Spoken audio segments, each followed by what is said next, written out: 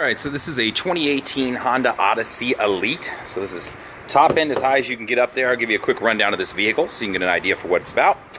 You can start off right here. There's a really cool feature a lot of people like is that it does have the slidable seats. So you can remove the center console seat and of course have the ability to slide all these seats back and forth. So just a cool feature, super simple to do. I'm gonna jump up in the front seat here and we'll show you some different features. All right, so let's get this car cranked on. While it's cranking up, I'll show you. It does have a place to automatically charge your phone. So if you got an Android phone like me, how fantastic is that? You can wirelessly charge your phone.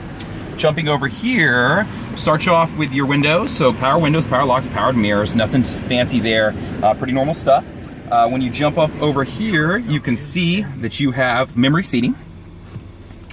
Over here on the dash, there's a couple different features here. You've got the openings for the doors, and you can obviously turn that off. You've got the trunk release, you've got your lane keep assist, parking sensors, forward collision warning system, and your vehicle stability assist. This works with traction control. When I jump up here onto the steering wheel, to answer a phone call, to hang up, to use voice commands, or to connect to my phone to Siri if I want to use that, different things like that. A home button right here will just toggle up some screens right here that you see right there. I'm gonna back out of that screen. Actually, no, I'm not. I'm gonna scroll down. These are the different things you can connect to. So if I wanted to select one, I could select one.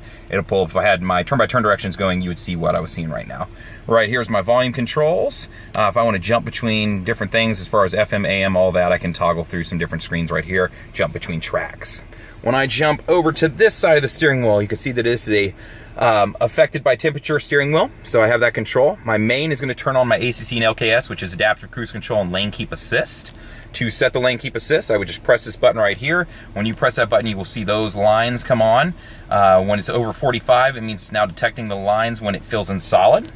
My adaptive cruise control, once I get up to speed, I can set it right here and then set the distance between me and the car in front of me, and you'll see that distance appear right there. So that's how that works. Jumping over to the screen. So on the screen here, there's gonna be a good amount of stuff going on. So home button, I do have a volume button now. I do have navigation through Garmin, my phone, my rear entertainment controls. So if I wanna get to those, they're right there for me. Let's back out of that, go back to the home screen. All my settings in the car, so if I wanted to select anything and change it, let's go vehicle settings. Maybe I wanna mess with the door setup, I wanna set with the lighting setup, all that stuff is right here and available to me. So just know that that's how you get to it. FM, obviously, I don't think I need to explain that. Android Auto and Apple CarPlay, if you're gonna connect up to your car, you just have to remember to do that through the USB down here in the box. Jump back up here. Let's scroll across here, show you different things. My tripometer, text messages, social playlist is an awesome feature. This allows us all to be in the car and to add songs to Google Play and different things like that, so that way we can all listen collectively to music that we want to hear. So a super cool feature there. Sirius XM satellite radio. Jump over here. Wi-Fi, I just had a question about this. The car comes with it. It is initially set up for you, and then you just have to transfer into your name over with AT&T, and all you do is turn on the power, and then you get your password right there. So just know that that's available to you. So let's jump back over a couple screens. My Honda Music, that's what I was just talking about a minute ago. Cabin Talk, super cool features, allow me to talk to the people in the back of the car. So it's just a different way to do it, and you can see how I can do this, turn my mic on and go from there. So super cool new function as far as the Elite. Cabin watch.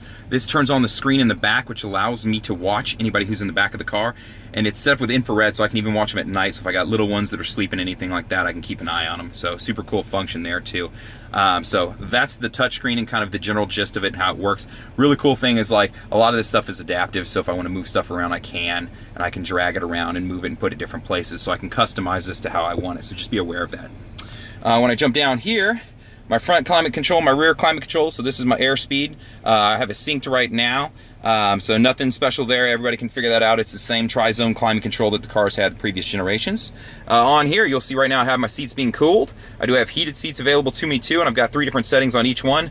My idle stop is right here, which I can turn on and off. Some traction control settings, Econ button, which you've seen in some of my other vehicles, turn it on, improve gas mileage, but it's going to shut down some electrical systems in the front end of the car and affect acceleration. On here, this is set up a lot like my Pilot, my touring model. You'll see to parking brake, to pull this to set reverse. So if I throw that into reverse, it'll throw it into reverse for me, and then my backup camera comes on with my 3 different views. And I do have cross traffic monitoring, so be aware of that also, which I can turn on and off. I'm going to switch back into park here. Neutral, and then my drive.